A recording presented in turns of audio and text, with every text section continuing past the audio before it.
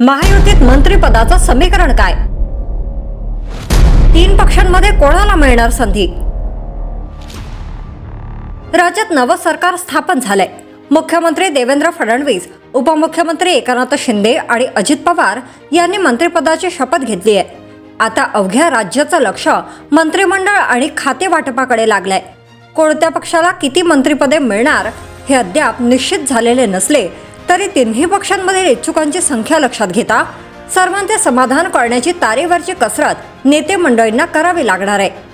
91व्या घटना दुरुस्तीनुसार विधानसभेच्या एकूण संख्याबळाच्या 15% मंत्रिमंडळाचा आकार असण्याची तरतूद करण्यात आली आहे. यानुसार राज्यात मुख्यमंत्र्यांसह 43 जणांचा मंत्रिमंडळात समावेश होऊ शकतो. मुख्यमंत्री फडणवीस यांच्यासह एकनाथ शिंदे व अजित पवार यांचा उपमुख्यमंत्री म्हणून शपथविधी झाल्याने 3 जागा भरल्या गेल्या आहेत. मंत्रिमंडळात आणखी 40 जणांचा समावेश करता येऊ शकतो. दरम्यान कोणाला मंत्रिपदे द्यायची याबाबत सूत्र ठरलं असल्याचं देवेंद्र फडणवीस म्हणाले आहेत. आम्ही तिघांनी ठरवलंय. एकनाथ शिंदे त्यांचे मंत्री ठरवणार, आम्ही आमचे आणि अजित पवार त्यांचे मंत्री ठरवणार. अजित पवारांच्या राष्ट्रवादीत रस्सीखेच.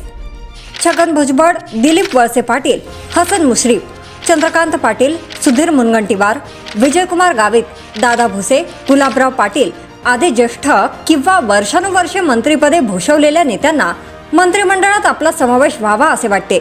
पण पक्ष नेतृत्वाकडून अद्याप काहीच सूचित करण्यात आलेलं नाही.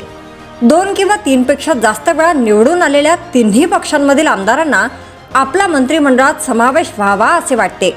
शिंदे यांची कसोटी.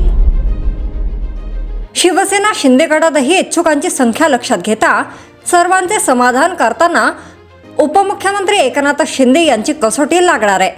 शिंदे यांच्याबरोबर बंडात सहभागी झालेल्या 10 जणांना गेल्या सरकारमध्ये मंत्रिपदे मिळाली. उर्वरित आमदारांनाही आता आपला मंत्रिमंडळात समावेश व्हावा असे वाटते. गेल्या वेळी संधी मिळाली त्यांना यंदा बघून आमच्यासारख्यांना मंत्रिमंडळात संधी द्यावी अशी जाहीरपणे भूमिका भरत गोगावले यांनी मांडली. तर मी 4 वेळा आमदार म्हणून निवडून आलो असल्याने यंदा मंत्रिपद मिळावे अशी अपेक्षा ठाण्यातील प्रताप सरनाईक यांनी व्यक्त केली आहे. जर तुम्ही अजूनही यूट्यूब चॅनलला सबस्क्राईब केलं नसेल तर ते लगेच सबस्क्राईब करा.